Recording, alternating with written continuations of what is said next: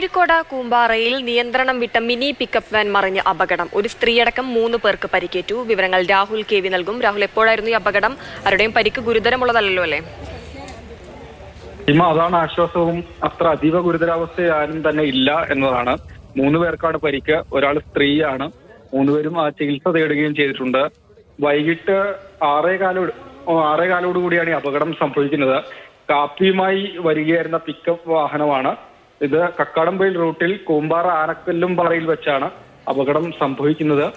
നിയന്ത്രണം നഷ്ടപ്പെട്ടതിനെ തുടർന്നാണ് വാഹനം മറിഞ്ഞത്. രക്ഷാപ്രവർത്തനമൊക്കെ വളരെ പെട്ടെന്ന് തന്നെ നടക്കുകയും ചെയ്തു. ഈ അപകടത്തെ തുടർന്ന് റോഡിൽ നിറയെ ഈ വാഹനത്തിൽ നിന്നുള്ള ഓയില് ലീക്കാവുകയും ചെയ്തിരുന്നു. പിന്നീട് അതും മാറ്റിയിട്ടുണ്ട്. ഏതായാലും മറ്റു പ്രശ്നങ്ങൾ, അനിഷ്ട സംഭവങ്ങളൊന്നും തന്നെ ഉണ്ടായിട്ടില്ല എന്നത് വളരെ ആശ്വാസമാണ്. കോഴിക്കോട് കൂമ്പാറയിലാണ് നിയന്ത്രണം വിട്ട മിനി പിക്കപ്പ് വാൻ മറിഞ്ഞ അപകടമുണ്ടായത്. എന്തായാലും വലിയ ആശ്വാസകരമായ കാര്യമെന്ന് പറയുന്നത് ആർക്കും ഗുരുതരമായ പരിക്കുകളില്ല എന്നാണ്. രാഹുൽ KV ആണ് വിവരങ്ങൾ നൽകിയത്.